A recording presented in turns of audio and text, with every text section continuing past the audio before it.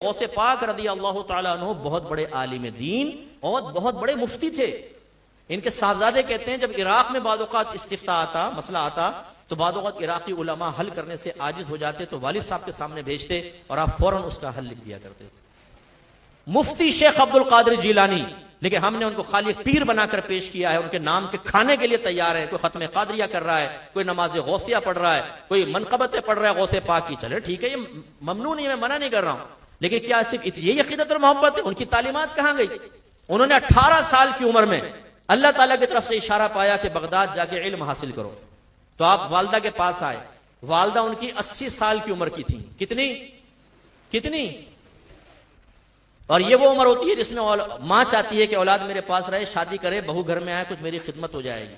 लेकिन 18 साल नौजवान और पहले दौर का सफर, जंगलों का सफर, तन्हाइयों का सफर, बगदाद में कोई रिलेटिव नहीं है, कोई जान पहचान वाला नहीं है, कहां रहेगा, कहां खाएगा? नहीं। जब गौसे पाक ने आकर कहा कि अम्मी जान मुझे इशारा हुआ है कि मैं बगदाद जाके इल्म दीन सीखूं, तो आप मुझे इजाजत दें। मां ने कहा जाओ बेटा, अल्लाह तुम्हारा हाफिज नासिर हो। और जब चले हैं तो मां ने कहा बेटा 1 मिनट एक वादा करो, कभी झूठ नहीं बोलोगे। यहां माँ बाप कहते हैं बेटा वादा कर कभी सच नहीं बोलेगा, क्योंकि कारोबार नहीं चलेगा बेटा, झूठ बोलना पड़ता है। और आप नहीं अब्बा मैं तो सच बोलूंगा। उनके बेटा फिर तू कारोबार पे ना जा, साइड में आ जा, तेरे भाई को दुकान पे बिठाऊंगा, क्योंकि झूठ के बगैर तो चलेगा ही नहीं कारोबार। तालीमात का फर्क देख रहे हैं? मां ने तालीमात दी है और फिर गौसे पाक गए हैं, सफर इख्तियार किया है। 80 साल मां को छोड़कर जब चले हैं तो मां का यह तारीखी जुमला मौजूद है। आपने कहा अब्दुल कादिर अब तो तुझसे मैदान महशर में ही मुलाकात होगी। वलिया थी, जानती थी कि अब मुलाकात नहीं हो सकती, अब मेरा इंतकाल हो जाएगा। लेकिन बेटे के कदमों में लफ्जिश पैदा नहीं हुई कि अम्मी जान आप इतनी उम्र में, मैं तो ऐसे ही जाना चाह रहा था कि चलो इल्म दीन सीखो, ठीक है मैं आपके पास रहता हूं, खिदमत करता हूं, फिर देखेंगे बाद में, आपका सहारा बनो। नहीं, ना बेटे के कदमों में लफ्जिश आई, ना मां ने अपने कांपते हाथों से अपने बेटे को अपने पास रोका, जाओ अल्लाह के दीन की खिदमत करो। यह है औलिया की तालीमात। हम यहां मस्जिदों तक में आने के लिए तैयार नहीं है। अगर कोई प्रोफेशनल नात खान आ जाए ना यहाँ पर, गरारियां लगाने वाला, रिमझिम रिमझिम रिमझिम रिमझिम नारा तकबीर, नारा रिसालत। अबे भाई रिमझिम के अंदर कौन सी तारीफ है मुस्तफा पोशीदा है? तुम ये आवाजों के उतार चढ़ाव के ऊपर उनको पैसे दे रहे हो, दबा के पैसे दे के सब कर लिया। प्रोफेशनल नात खान आ जाए, बड़ा नाम आ जाए, मस्जिद भरी होगी। और मैं यकीन से कहता हूं अगर इमाम साहब ऐलान करें ना कि भाई दरस कुरान होगा, दरस हदीस आइए, हम सबको काम याद आएगा। यह है हमारी औलिया की मोहब्बत।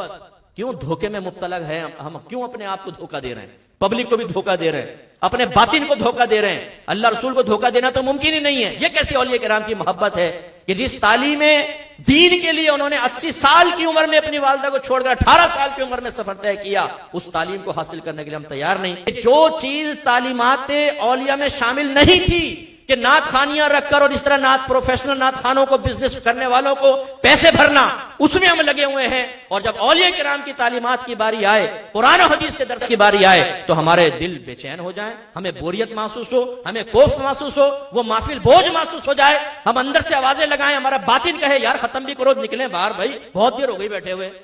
शर्म आनी चाहिए। गौसे पाक चले हैं, वालदा ने वादा लिया, वरासत के, वालिद के वरासत के 40 दिनार एक गुदड़ी में सी दिए, सोने के सिक्के। डाकू ने हमला किया, सबको लूट लिया। एक आया डाकू, नौजवान थे 18 साल, तुम्हारे पास कुछ है? कहा जी हाँ है। क्या है? सोने की 40 सिक्के। बहुत पड़ा मजाक कर रहा है।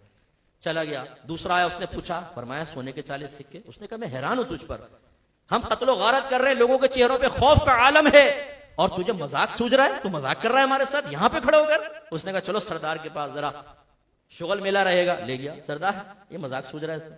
उन्होंने पूछा भाई हाँ क्या हुआ?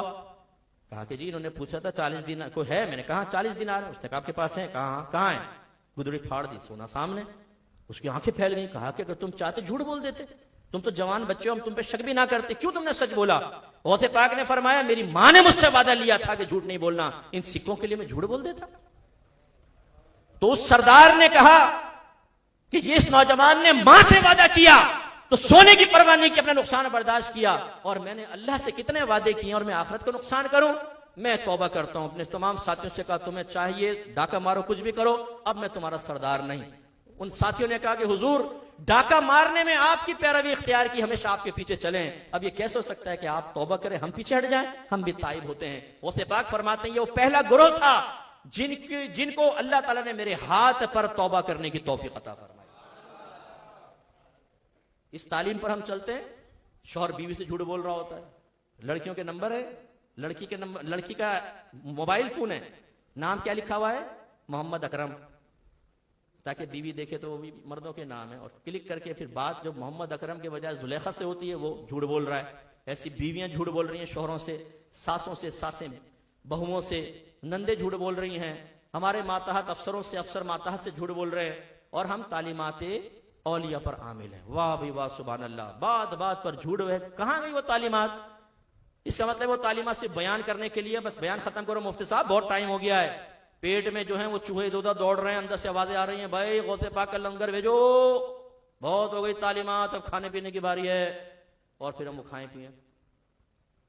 ऐसी गौसे पाक रदी अल्लाह तआला ने वहां गए, 40 दीनार सदका कर दी, एक गरीब आया उसको दे दिया, दूसरा आया दे दिया, सब खत्म हो गया। अब वहां पहले जमाने में हॉस्टल नहीं होते थे, कभी यहां पढ़कर सो गए, कभी वहां सो गए। खुद फरमाते एक दफा मुझे शदीद भूख लगी, मेरे पास खाने के लिए कुछ नहीं था, तो मैं बगदाद की कचरा कुंडी पे चला गया, वहां पे कुछ लोग सब्जियां डाल के चले गए थे जो आधी पकी थी आधी खराब थी, यानी सही थी आधी खराब थी, उनको साफ कर करके मैंने खाया। समझ आ रही है? ऐसे गौसे पाक ने गुजारा किया, लेकिन इल्म सीखा।